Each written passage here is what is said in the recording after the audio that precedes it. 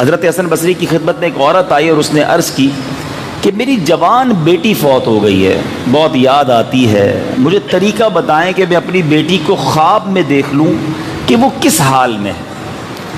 آپ نے ان کو، اس خاتون کو ایک وظیفہ بتا دیا کہ یہ وظیفہ کرو، تم خواب میں اپنی بیٹی کو دیکھ لو۔ اس خاتون نے اپنی بیٹی کو دیکھا اور ایک دو دن بعد حضرت حسن بصری کی بارگاہ میں آئی اور بڑی پریشان، کہا حضور میں نے اپنی بیٹی کو دیکھا ہے کہ اس پر بڑا عذاب ہو رہا ہے، اس نے ڈامر کا لباس پہنا ہوا ہے، گردن میں زنجیریں ہیں، پاؤں میں بیڑیاں ہیں، بہت غمگین تھی۔ حضرت حسن بصری بھی غمگین ہو گئے۔ جب ماں جوان بیٹی کو ایک تو صدمہ مرنے کا اور پھر خواب میں اس کو عذاب میں دیکھے تو کتنی غمگین ماں ہوگی۔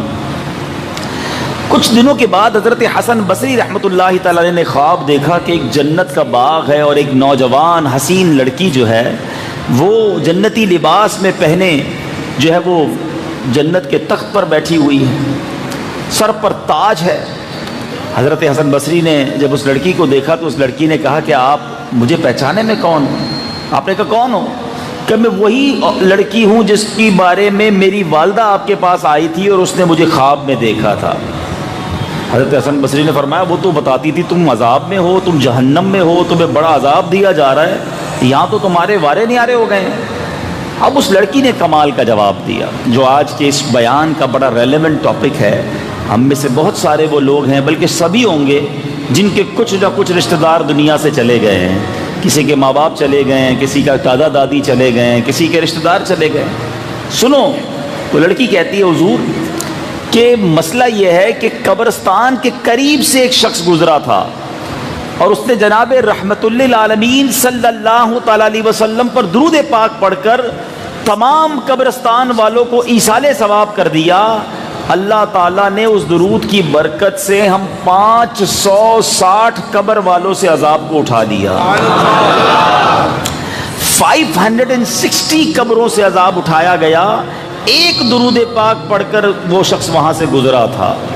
تو پتہ یہ چلا کہ مرنے کے بعد جو ہمارے مرحومین ہیں ان کو آج بھی ہم تحفہ پہنچا سکتے ہیں، آج بھی ان کی مدد کر سکتے ہیں، آج بھی ان کی روح کو سکون پہنچا سکتے ہیں اگر ان کے لیے دعائیں کریں، ان کے لیے ایصال ثواب کریں، درود پاک پڑھیں، تلاوت قرآن کریں، اچھے کام کریں۔ وہ نہیں کما سکتے، پوائنٹ سمجھیے گا۔ مرنے کے بعد انسان کی جو بک آف ڈیڈ ہوتی ہے، اعمال نامہ ہے، وہ کلوز ہو جاتا ہے۔ وہ اب ایک بار بھی سبحان اللہ نہیں پڑھ سکتا، وہ ایک بار بھی 2 رکعت نفل نہیں پڑھ سکتا، بلکہ روایتوں کا مضمون ہے کہ مرنے کے بعد بندہ اللہ کی بارگاہ میں عرض کرے گا یا اللہ دوبارہ بھیج دے، ایک موقع دے دے، اب نماز پڑھوں گا، اب سجدے کروں گا، اب تلاوت کروں گا، اب درود پڑھوں گا۔ پھر چانس نہیں ملنا ہے۔ زندگی میں جو کرنا ہے وہ کر لو، مرنے کے بعد چانس نہیں ہے۔ مولا علی کرم اللہ تعالی وجہ الکریم جو ہے نا، وہ ایسے علم والے تھے کہ ان کے چند جملے ہی پوری بات کو بیان کر دیتے ہیں۔ مولا علی فرماتے ہیں آج دار العمل ہے، دار الجزا نہیں، کل دار الجزا ہوگا، دار العمل نہیں ہوگا۔ Today is the time of action and tomorrow is the time of accountability. آج کام کرنا ہے، کل حساب دینا ہے، کل کام نہیں کر سکیں گے، آج کام کیجئے نا۔ تو جو زندہ ہے نا وہ سوچیں، ایک سبحان اللہ نہیں کہہ سکیں گے ہم مرنے کے بعد، تو ابھی کہہ لینا، ابھی کون روک رہا ہے؟ نمازیں نہیں پڑھ سکیں گے، قرآن نہیں پڑھ سکیں گے، روزے نہیں رکھ سکیں گے، صدقہ نہیں دے سکیں گے، جتنے پیسے ہوں گے نا وہ سارے کے سارے پیچھے گھر والوں کے پاس رہ جائیں گے، اپنے ساتھ 1 روپیہ کوئی قبر میں لے کر نہیں جاتا ہے۔ کبھی دیکھا ہے کوئی کفن کے اندر جیب ہو؟ کوئی کفن میں جیب نہیں، کوئی قبر میں تجوری نہیں، جو پیسے آگے بھیج دیے، اللہ کی راہ میں خرچ کر دیے، وہ تو آگے چلے گئے، باقی سب پیچھے رہ گئے۔ اچھا، مرنے کے بعد 2 قسم کی باتیں ہوتی ہیں۔ روایتوں میں لکھا جب بندہ مر جاتا ہے نا، رشتہ دار آپس میں بات کرتے ہیں کہ مرحوم نے پیچھے کیا چھوڑا ہے، مرحوم نے پیچھے کیا چھوڑا ہے، اور فرشتے آپس میں بات کرتے ہیں مرحوم نے آگے کیا بھیجا ہے۔ اصل چیز یہی ہے، پیچھے چھوڑنے والا میرا نہیں ہے۔ مرنا ہے تو پہلے سے سوچ لو کہ آگے کیا بھیجا ہے، آگے کے لیے تیاری کیا ہے۔ یہ سجدے، یہ درود، یہ تلاوت، یہ صدقہ، یہ خیرات، یہ سب میرے لیے کر رہا ہوں میں۔ باقی دنیا میں اپنے لیے نہیں، بچوں کے لیے کما رہا ہوں، فیملی کے لیے کر رہا ہوں، میرے لیے نہیں ہے، مجھے تو چھوڑ کے جانا ہے۔ اب اس روایت سے ایک اور بڑی خوبصورت بات سیکھنی ہے کہ جس بندے نے ایک درود پڑھا اور اس کی برکت سے 560 قبر والوں سے عذاب اٹھا لیا گیا، تو جس نے خود درود پڑھا ہے اس کی قبر کیسی نور علی نور ہو جائے گی؟ ایصال کرنے والے کی برکت یہ ہے، تو خود درود پڑھنے والے کا عالم کیا ہوگا؟ مگر آج فضول باتوں کے لیے گھنٹوں ہے ہمارے پاس، سوشل میڈیا جناب، موبائل ہاتھ میں پکڑا دیں، اب بے شک 2 دن تک ہم سے کوئی بات نہ کرے، ہمیں کوئی ضرورت نہیں کسی سے بات کرنے کی، ہم ہیں، ہمارا موبائل کافی ہے، لیکن اس سے نیکیاں کما رہے ہیں یا اس سے جہنم کے انگارے خرید رہے ہیں؟ آخرت کا عذاب تو کہیں نہیں مل رہا، اپنے اپنے موبائل فون کے بارے میں غور کریں، ہر بات میں عبرت لینے کی عادت ڈالا کرو کہ یار یہ چلا گیا، اب میری باری ہے، میں نے کیا تیار کیا ہے، میں نے آگے کے لیے کیا بھیجا ہے۔ جس دن یہ مائنڈ سیٹ بن گیا نا کہ یار اسی دنیا میں آخرت کی تیاری کر لوں ورنہ اکیلا تو مارا جاؤں گا۔ جنازہ آگے آگے کہہ رہا ہے اے جہاں والو، جنازہ آگے آگے کہہ رہا ہے اے جہاں والو، میرے پیچھے چلے آؤ تمہارا رہنما میں ہوں۔ ہمیں میسج دیتے یہ اجتماع، ورنہ شادی ولیمے اور اس طرح کی دعوتوں میں انسان غفلت کا شکار ہو جاتا ہے، اسے یاد نہیں رہتا کہ مجھے مرنا ہے، مگر یہ ایک الارم ہوتا ہے، اعلان ہوتا ہے نا کہ فلاں کا رضا الہی سے انتقال ہو گیا، تو کبھی عبرت لو کہ کبھی میرا بھی اعلان ہوگا۔ کاندھا دیتے وقت سوچو کہ آج میں کسی کو کاندھا دے رہا ہوں، کل کوئی مجھے کاندھا دے گا۔ کبھی غسل دینے کا موقع ملے تو یہ عبرت لو کہ آج جس کو غسل دیا جا رہا ہے اپنا ہاتھ اٹھا کر کچھ نہیں کر پاتا، بالکل مردہ پڑا ہوا ہے، جدھر پانی ڈالنا ہے غسل دینے والا پانی ڈالتا ہے۔ کبھی سوچا کہ مجھے بھی ایسے ہی غسل دیا جائے گا؟ طرح طرح کے شیمپو، طرح طرح کی کریمیں، طرح طرح کے شاور لگائے ہوئے ہیں، اس دن سادہ سے تختے پر لٹا دیا جائے گا، ایک چادر ہوگی جسم پر اور غسل دینے والا غسل دے رہا ہوگا۔ سوچی پہلے کے زمانے میں پتہ کیا ہوتا تھا؟ پہلے کے زمانے میں جب لوگ جنازوں میں جاتے تھے نا تو یہ پہچاننا مشکل ہو جاتا تھا کہ میت کا رشتہ دار کون ہے۔ کیوں؟ کیونکہ سارے ہی رو رہے ہوتے تھے، اس لیے نہیں کہ ان کو میت سے بڑا پیار ہوتا تھا، اس لیے رو رہے ہوتے تھے کہ سب کو اپنی موت یاد آ رہی ہوتی تھی کہ آج اس کی باری ہے کل میری باری ہے۔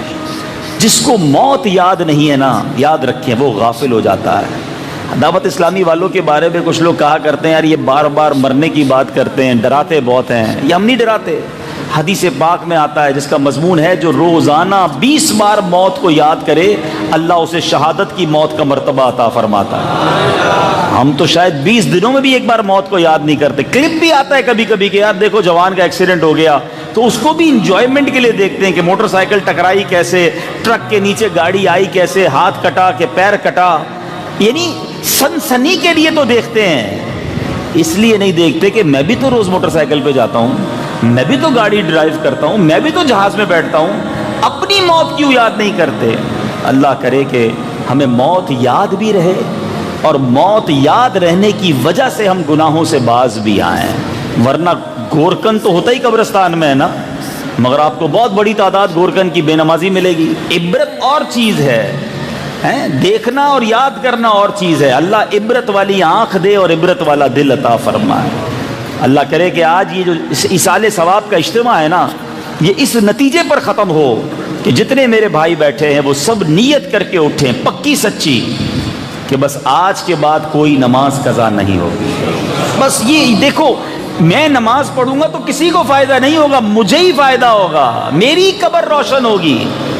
لیکن نمازیں چھوٹ جاتی ہیں، نہیں پڑھتے نماز، حرام کام پھر بھی نہیں چھوٹتے، حرام روزی پھر بھی نہیں چھوٹ رہی، جھوٹ بولنا پھر بھی نہیں چھوٹ رہا، حرام بد نگاہی، فلمیں، ڈرامے، موبائل فون پر عجیب و غریب مناظر پھر بھی نہیں چھوٹ رہے۔ ایسا لگتا ہے مرنا ہی نہیں ہے۔ نہ کرو ایسا، بہت تھوڑی سی زندگی ہے، بڑی تھوڑی سی لائف ہے، خدا را زندگی کو اچھی گزار لو، آخرت بہت اچھی ہو جائے گی۔ 50-60 سال ہیں، صبر کر لو، دل تو سب کا چاہتا ہے، شیطان سب پر وار کرتا ہے، بچا لو اپنے آپ کو، کیونکہ اللہ نے آخرت میں جو وعدے رکھے ہیں نا، سبحان اللہ۔ آپ اس کی اگر کمپیریزن سمجھو نا، اللہ نے یہاں ہمیں شراب سے روکا ہے نا اسلام نے، ہیں یہاں شراب مت پینا. کتنی زندگی ہے؟ 60-70 سال. اللہ نے جنتیوں کے لیے جنتی شراب تیار کر رکھی ہے. اب آپ کا فیصلہ ہے ادھر کی گندی بدبودار شراب پینی ہے یا وہاں جنتی شراب طہور پینی ہے.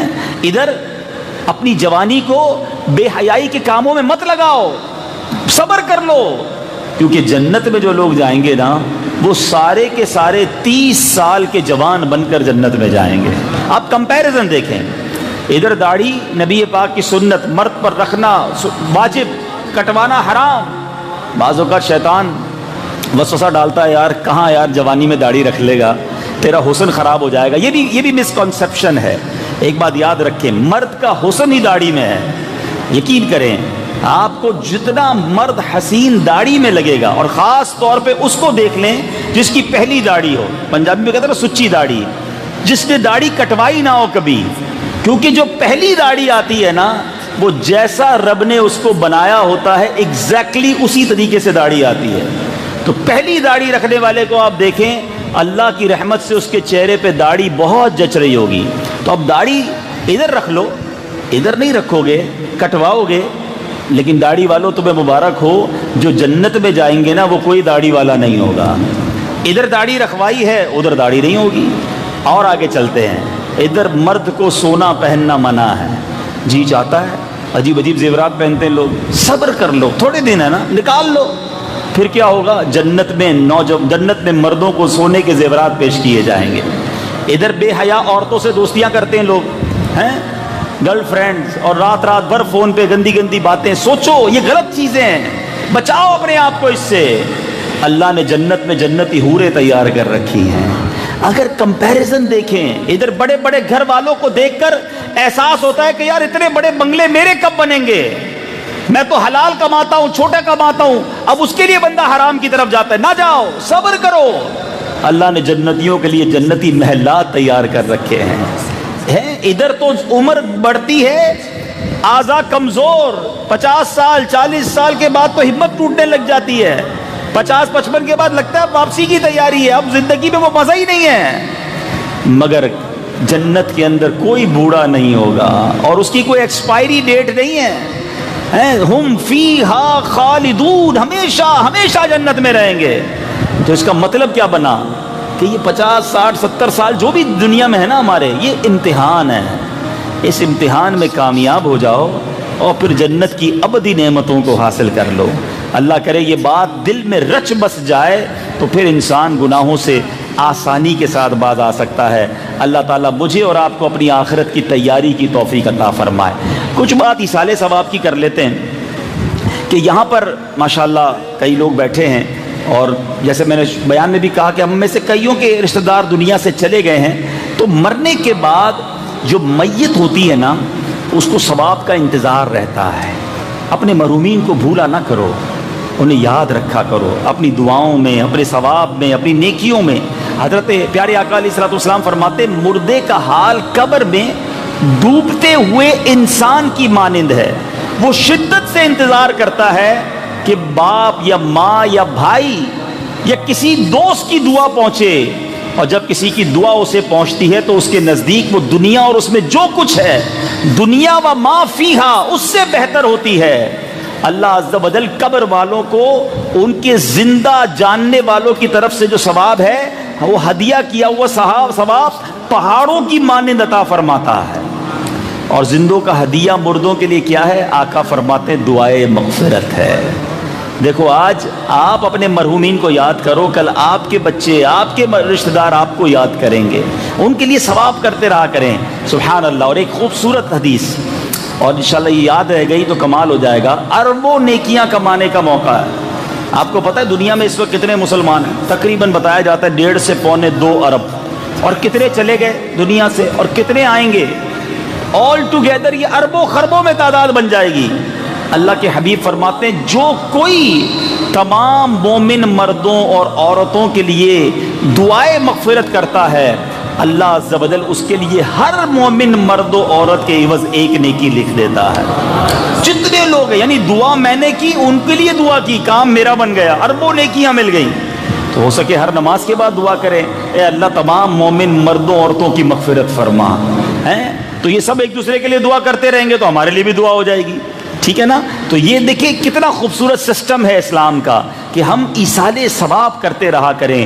ایک اور خوبصورت کام کیا کریں، قبرستان جا کر بھی فضول باتیں لوگ کر رہے ہوتے ہیں۔ حدیث پاک میں آتا ہے جو قبرستان میں گیا 11 بار سورہ اخلاص پڑھ کر مردوں کو اس کا ایصال ثواب کرے تو مردوں کی تعداد کے برابر ایصال ثواب کرنے والے کو اجر ملے گا، جتنے لوگ دنیا سے چلے گئے ہیں۔ تو چلیں کتنی اچھی بات ہے، تو ہمارا بھی کام ہو جاتا ہے۔ اسی طرح ماشاءاللہ حج کے دن آ رہے ہیں، آپ میں سے جو حج پر جا رہے ہیں یا آئندہ کبھی جائیں، اگر اپنا فرض حج ادا کر لیا ہے تو پھر کوشش کیا کریں کہ اب جو حج کیا کریں ایک نبی پاک کے لیے بھی کریں، نبی پاک کے نام کا کریں، پھر اپنے مرحوم والدین کے نام پر حج اور عمرے کیا کرو۔ حدیث پاک میں آتا ہے جو بنیت ثواب، حدیث پاک ہے جو اپنی ماں یا باپ کی طرف سے حج کرے ان کے یعنی ماں باپ کی طرف سے حج ادا ہو جائے گا اور حج کرنے والے کو مزید 10 حج کا ثواب ملے گا۔ ماں باپ کو تو ثواب مل ہی جائے گا، اپنا کام ڈبل 10 ٹائمز ملٹیپلائی ہو گیا۔ آقا فرماتے ہیں جو بنیت ثواب، خوش نصیب ہے جو بچے اپنے والدین کی قبر پر جاتے ہیں، ورنہ آج کل قبر پر بھی جانے کے لیے کوئی تیار نہیں ہوتا۔ فرمایا جو بنیت ثواب اپنے والدین دونوں یا ایک کی قبر کی زیارت کرے، قبر کی زیارت کرے، سنو حدیث، حج مقبول کا ثواب پائے، اور جو بکثرت قبر ان کی قبر کی زیارت کرتا ہو فرشتے اس کی قبر کی زیارت کو آئیں گے جب اس کا انتقال ہو جائے گا۔ تو ماں باپ کمال کی نعمت ہیں، زندہ ہیں، محبت سے دیکھو تو حج کا ثواب، دنیا سے چلے گئے تو قبر پر جاؤ تو حج کا ثواب۔ تو ہمیں اے میرے بیٹھے اسلامی بھائیوں یہ سوچنا ہے، اپنے مرحومین کی فکر کرنی ہے، ایسی اولاد چھوڑ کر جاؤ، ایسے دوست چھوڑ کر جاؤ جو مرنے کے بعد ہمارے لیے ایصال ثواب کریں، اور جو ہمارے مرحومین چلے گئے ہیں ہم ان کے ایصال ثواب کا کچھ انتظام کریں۔ آخر میں ایک مشورہ دینا چاہوں گا طارق بھائی کے خاندان والوں کو بھی اور باقی لوگوں کو بھی جن کے بھی رشتہ دار چلے گئے ہیں۔ دیکھیں ہمارے ماں باپ کے ہم پر بہت احسان ہے، خاص طور پہ جن کے ماں باپ چلے گئے ہیں، ماں باپ کی وجہ سے ہی تو ہم دنیا میں ہیں، انہوں نے ہمیں پالا پوسا بڑا کیا۔ تو بہترین تحفہ مرحوم کے لیے، خاص طور پر والدین کے لیے، میں یہ سمجھتا ہوں کہ ان کے نام کی مسجد بنا دی جائے، ٹھیک ہے نا؟ یہ جو مسجد ہے ہو سکتا ہے اس مسجد کو بنانے والے یا اس میں حصہ ملانے والے اس وقت دنیا میں نہیں ہوں گے، کئی ہو سکتا ہے کچھ لوگ نہ ہوں، طارق بھائی کا بھی اس مسجد میں کافی حصہ رہا اور ان کی محنت رہی، لیکن جب تک اس مسجد میں سجدے ہوتے رہیں گے اس مسجد کے بنانے والوں کو ثواب ملتا رہے گا۔ تو زندگی میں کوئی ایسا کام کر جائیں کہ میں رہوں نہ رہوں سجدے ہوتے رہیں مجھے ثواب ملتا رہے۔ اچھا کوئی ہو سکتا ہے سوچ رہا ہوگا یار میں پوری مسجد تو نہیں بنا سکتا، نازو آباد میں تو کروڑوں کی مسجد بنتی ہے، تو ضروری نہیں ہے۔ میرے آقا کی حدیث کتنی پیاری ہے، میرے آقا نے یہ نہیں فرمایا جو اتنے کروڑ کی مسجد بنائے گا تو اس کو اللہ جنت میں محل دے گا۔ آقا کریم ہے، ایک میرا ہی رحمت پہ دعویٰ نہیں، شاہ کی ساری امت پہ لاکھوں سلام۔ آقا کی ایک حدیث ہے جس کا مضمون ہے جو کبوتر کے گھونسلے جتنی بھی مسجد بنائے اللہ اسے بھی جنت میں محل عطا فرمائے۔ تو آپ کسی گاؤں میں بنا دیں، دعوت اسلامی آپ کے پاس ہے، آپ پہلے نیت تو کریں نا کہ بھائی میرے پاس اتنے پیسے ہیں یا میں اتنے پیسے تھوڑے تھوڑے کر کے دے سکتا ہوں، بتائیں میں اپنے ابو کے نام پر، امی کے نام پر، بڑے بھائی کے نام پر، اپنے پورے خاندان کے نام پر مسجد بنانا چاہتا ہوں۔ الحمدللہ دعوت اسلامی دنیا بھر میں مساجد بنا رہی ہے، آپ کو بتایا جائے گا کہ فلاں گاؤں میں، فلاں علاقے میں، فلاں شہر میں مسجد کی ضرورت ہے، اتنے پیسے چاہیے، اور آپ پورے بھی نہیں دے سکتے، حصہ ملا دیا کریں۔ دعوت اسلامی کو نہیں دینا، کوئی یہ نہ سمجھے کہ یہ سارا بیان اس لیے کیا گیا کہ دعوت اسلامی کی مسجدیں بنانی ہے، آپ ہمیں نہ دے بھائی، آپ اپنے مرحومین کا خیال کر لیں، بس میرے بیان کا مقصد یہ ہے۔ دعوت اسلامی اچھی لگتی ہے، دعوت اسلامی کو مسجد بنا کر دینے کا فائدہ بتا دیتا ہوں۔ ہمیں مسجد بنانے کے بعد ہماری ٹینشن ختم ہو جاتی ہے، یہ امام بھی رکھتے ہیں، نمازیں بھی پڑھاتے ہیں، درس بھی دیتے ہیں، قافلے بھی سفر کراتے ہیں، مدرسہ بھی پڑھاتے ہیں، یہ تو ثواب کی پوری فیکٹری بنا دیتے ہیں۔ تو ہمیں تو فائدہ ہے نا بھائی، ہماری فیکٹری چلاتے ہی ہیں، ثواب ہمیں مل رہا ہوتا ہے۔ تو بہرحال مقصود آج میرے بیان کا دو ہی ہیں، اپنی موت کی تیاری، اپنی آخرت کے لیے سامان اکٹھا کرو، اور جو چلے گئے انہیں مت بھولو، انہوں نے ہمارے لیے بہت کچھ کیا ہے، اب میری باری ہے کہ میں ان کے لیے کیا کر رہا ہوں۔ تو ان کے ایصال ثواب کے لیے کوشش کرتے رہنا چاہیے۔ حج کریں تو مرحومین کے نام پر، عمرہ کریں تو مرحومین کے نام پر، نوافل پڑھ لیں ان کے نام پر، کبھی مسجد میں پیسے دے رہے ہیں تو نیت کر لیں میں اپنے ماں باپ یا فلاں مرحوم کے نام پر دے رہا ہوں۔ اللہ جانتا ہے کہ نیت کدھر کی ہے۔ اللہ تعالیٰ ہمارے تمام مرحومین کی مغفرت فرمائے، درجات بلند فرمائے۔ چلے ماشاءاللہ جنت میں گھر بنانے کا موقع مل گیا ہے، اور وہ یہ ہے کہ یہاں فیضان معاویہ مسجد بنا رہے ہیں، شاید اسی علاقے میں قریب ہے۔ لے چکے ہیں۔ اچھا مسجد کی جگہ وہ لے چکے ہیں، لیکن 47 لاکھ روپے ابھی باقی ہیں، رقم دینا باقی ہے۔ تو یہ سب اگر تھوڑے تھوڑے ملا لیں تو میرا خیال ہے کہ پیسے تو ہو سکتے ہیں، تو جنت میں گھر بن جائے گا ہمارا بھی انشاءاللہ۔ ہم رہیں نہ رہیں سجدے ہوتے رہیں گے۔ اور بتا رہے ہیں کہ ماشاءاللہ طارق باری بھائی نے ناظم آباد نمبر 4 میں ایک مسجد خریدی ہے، جس کی انہوں نے خریدی ہے طارق ناظم آباد نمبر 4 میں، جس کی ماشاءاللہ رقم وغیرہ کے حوالے سے طارق بھائی نے تعاون فرمایا تھا۔ اللہ پاک وہ مسجد بھی ان کے لیے جنت میں اعلیٰ محل بنا دے اور ان کو اس کے بدلے خوب برکتیں نصیب ہو جائیں۔ تو بہرحال میں گزارش کروں گا کہ سبھی اسلامی بھائی یہ فیضان معاویہ مسجد کے لیے بھی تعاون کریں اور کوشش کرتے رہا کریں، اپنے مرحومین کو یاد رکھیں اور ان کو ایصال ثواب کرتے رہیں۔ اللہ پاک ہم سب کا جمع ہونا اپنی بارگاہ میں قبول فرمائے۔ آخر میں گزارش کروں گا کہ تمام اسلامی بھائی اول آخر 3 بار درود پاک، 1 بار سورہ فاتحہ، 3 بار سورہ اخلاص پڑھ کے میری مل کر دیں، ہم انشاءاللہ مرحوم کے ایصال ثواب کی دعا کریں گے۔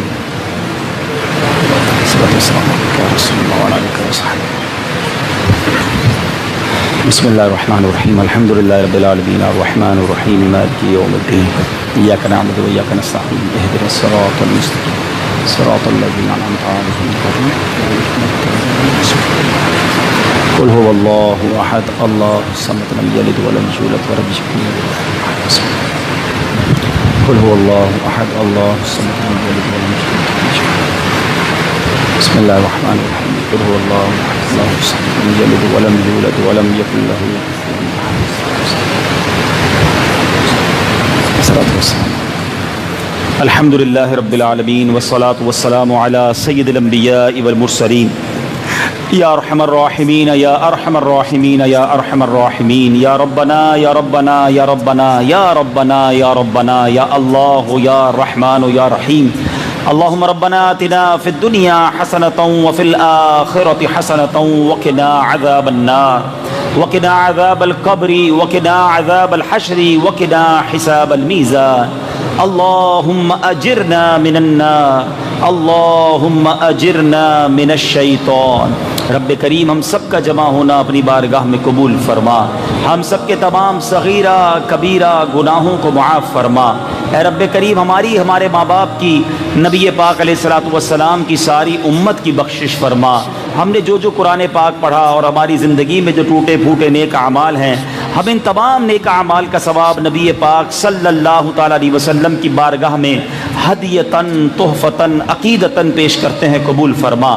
پیارے آقا کے وسیلہ جلیلہ سے تمام انبیاء کرام، تمام صحابہ کرام، تمام تابعین، تبع تابعین، خصوصاً شہدائے کربلا، شہدائے بدر، شہدائے احد کی بارگاہ میں پیش کرتے ہیں، قبول فرما۔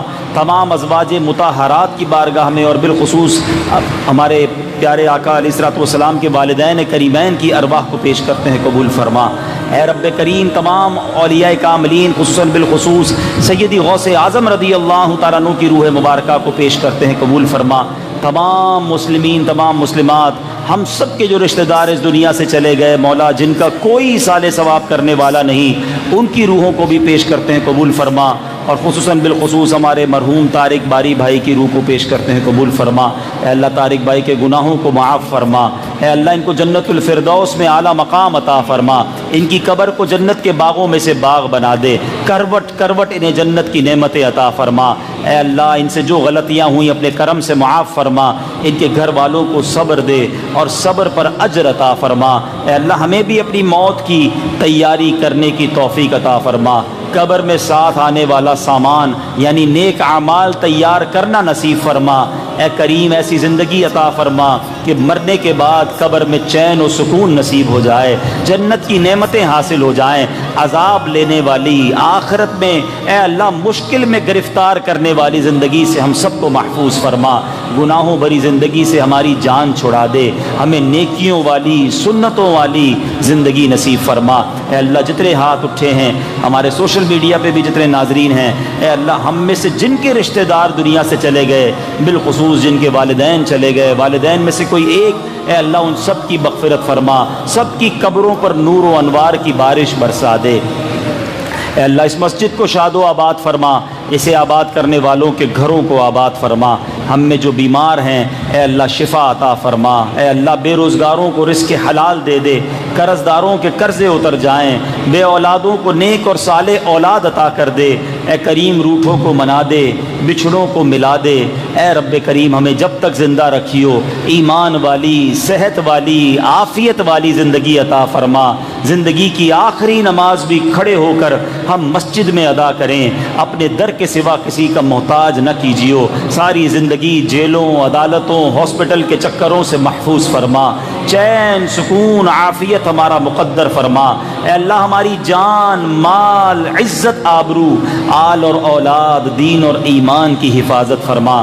اللہم رب یسر ولا تعسر وتمم لنا بالخیر یا فتاح وبک نستعین، دنیا میں ہر آفت سے بچانا مولا، عقبا میں نہ کچھ رنج دکھانا مولا، بیٹھوں جو در پاک پیمبر کے حضور، ایمان پہ اس وقت اٹھانا مولا، ببرکت ان اللہ وملائکتہ یصلون علی النبی یا ایہا الذین آمنوا صلوا علیہ وسلموا تسلیما، صلی اللہ علی النبی الامی وآلہ صلی اللہ علیہ وسلم، صلاۃ و سلاما علیک یا سیدی یا رسول اللہ۔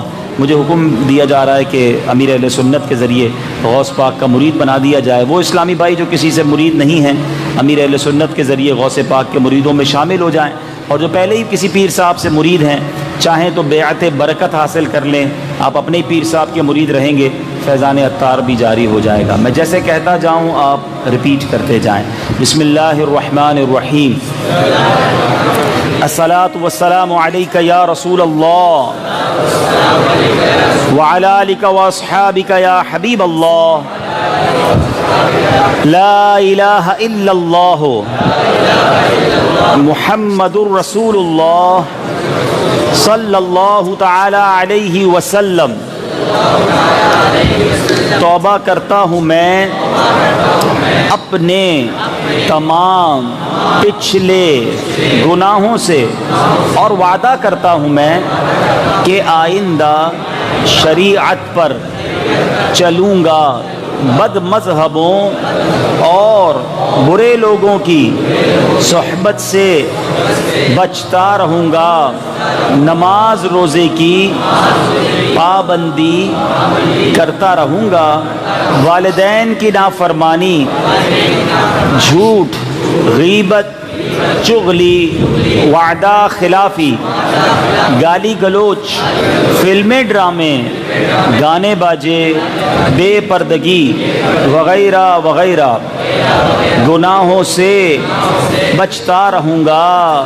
اے اللہ میری اس توبہ کو قبول فرما اور مجھے میرے وعدے پر ثابت قدم رکھ۔